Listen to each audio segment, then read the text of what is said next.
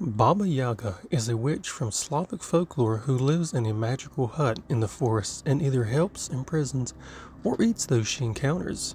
She is among the most famous figures from Slavic folktales and has found a following in the present day among those who see her as a embodying female empowerment and independence. This is Monsters of Folklore, and today we are talking about Baba Yaga.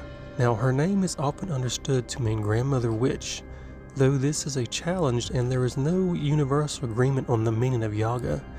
She is first mentioned in a book on Russian grammar in 1755, but it is thought to have existed in the oral tradition of Slavic folktales much earlier than that. Now, although she is usually the villain of any piece she appears in, she can also offer assistance and is understood as more of a trickster character who encourages transformation than the stock figure of an evil witch that she is always portrayed as. Now, Baba Yaga is probably best known from the story Vasilisa the Beautiful, in which she inadvertently frees the heroine from the tyranny of her stepmother and stepsisters, so her stepfamily of course, but also figures in other famous tales such as the Frog Princess and Baba Yaga and the Kind-Hearted Girl, in which she is cast in a similar role.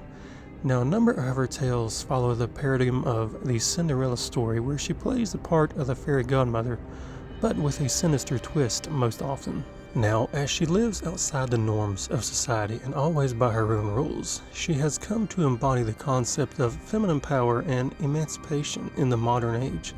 You have books, films, and television shows reference her today in this role, and although she retains her menacing character, she is increasingly seen as a source of wisdom and power rather than the personification of evil. Now, Baba Yaga is depicted as an enormous, ugly old woman who lives in a hut built on full, tall chicken legs that can turn about or relocate on command. Now, think about that. You're in the woods and you see a house on chicken legs. She is often seen draped over her stove or reclining in the hut across the entire expanse. Now, with her large nose touching the ceiling, when she leaves her house, she rides in a mortar propelled by a pestle with one hand, while in the other, she holds a broom she uses to whip away any trace of her tracks. She usually leaves her hut in the morning, returning in the evening, and commands a flock of black geese that circle the skies looking for children. Now, in the story Baba Yaga's Black Geese, two disobedient children, you have Sergei and Olga. They sneak out of their house while their mother is at the market, after she has warned him not to go out while the geese are flying. And of course, Sergei is snatched up and brought back to Baba Yaga's hut for her dinner.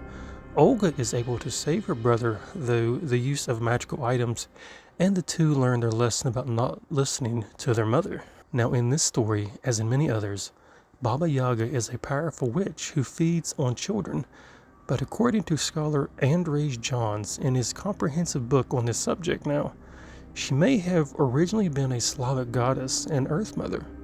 Now, John cites the scholar Mika Chulkov, if I pronounced that correctly, who notes significant similarities between Baba Yaga and the early goddess of death known as Agaya Baba. Now, Chulkov's mentions of the granddaughters of Agaya Baba reflects another similarity between the goddess and the later witch in the Baba Yaga is sometimes depicted as having two daughters or two sisters. Now, some people, in fact, refer to the figure in the plural as Baba Yagas for some reason, I guess just because of the two daughters or two sisters. All essentially the same entity, their only difference is the most superficial one.